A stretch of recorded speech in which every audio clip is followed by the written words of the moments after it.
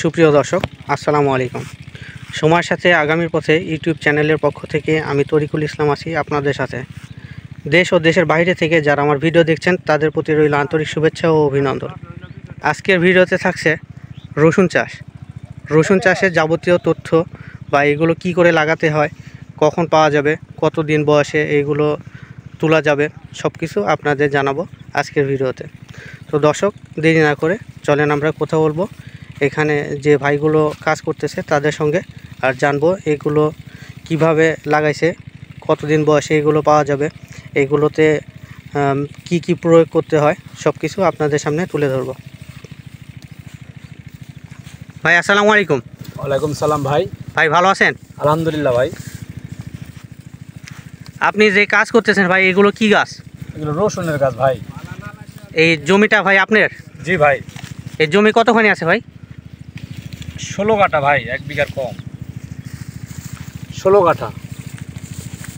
তো ভাই এই রসুনটা আপনি মানে কখন লাগাইছেন? এগুলো কি জমি চাষ দেওয়ার পরে লাগাইছেন নাকি এমনি এমনি? এমনি লাগাইছি, জমি চাষ দেওয়া হয় না বর্ষাকালে, তো মাটি এমনি সেচ দিছি। জমি ছিল পতিত পড়েছিল, আবার ছিল না জমিতে। জমিতে হলো আপনার পানি দিছি, পানি দেওয়ার পর নরম হয়েছে, নরম হওয়ার পরে উপরে এইভাবেই লাগাই দিছি আর কি, হাত দিয়ে চাষবাস। মানে ওই যে কাদর মধ্যে যে রসুনটা লাগায় ওইভাবে আপনি লাগাইছেন? হ্যাঁ, ওইভাবে কাদর মধ্যেই। আর এই যে ভিতরে দেখা যাচ্ছে ভাই, এই যে হচ্ছে আওর দেওয়া আছে ভাই, এগুলো আওর আবার কখন দিলেন? না এগুলো জমিতেই ছিল? জমিতে ছিল না, এগুলা অন্য জমির থেকে আই না, ধান কাটে ধানের ওই পোয়াল দিয়ে জমিতে ঢিকছি আর কি, ধান লাগানোর রসুন লাগানোর পরে। তো ভাই এগুলো আপনি কিভাবে লাগাইছেন একটু ভাই সব কিছু বলেন।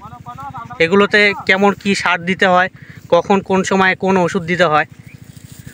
সার ওষুধ ভাই, ঘটনা হচ্ছে যখন লাগাইছি তখনই আমার এই 1 বিঘা জমিতে বিঘা হারে ধরেন 1 বস্তা টিএসপি সার, 1 বস্তা পটাশ, এগুলা সার টার আছে, এগুলো দিয়ে ওষুধ দিছি, স্প্রে করেছি, দিয়ে তারপরে ধরেন রসুন লাগাইছি।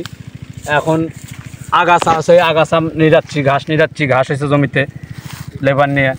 তো 1 বিঘা জমিতে ধরেন প্রায় এই বছরে 1 লাখ টাকার উপরে খরচ হবে ভাই।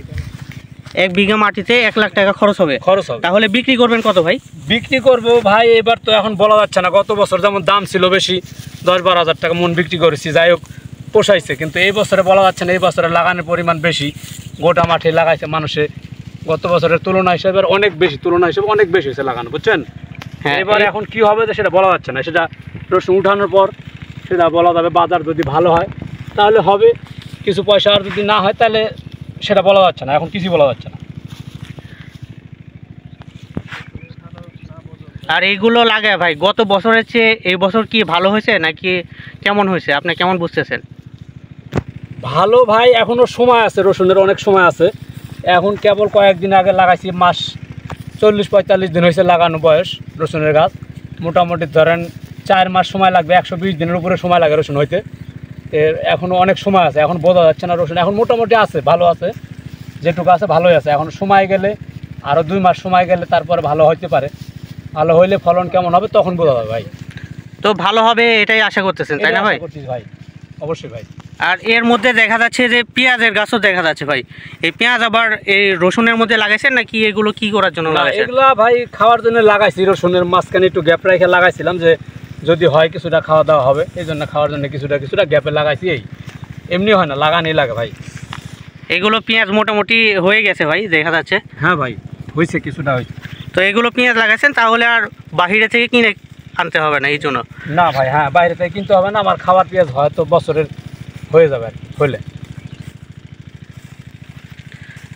তো ভাই ধন্যবাদ, আপনার সাথে কথা বলে অনেক ভালো লাগলো। আর আমার দর্শকদের আপনি যেগুলো কথা বললেন এগুলোতে হয়তো বা উপকার হবে। তো আচ্ছা ভাই, ঠিক আছে। আচ্ছা ভাই, শুধু একটা শাক আছে, ভালোই চেয়ার।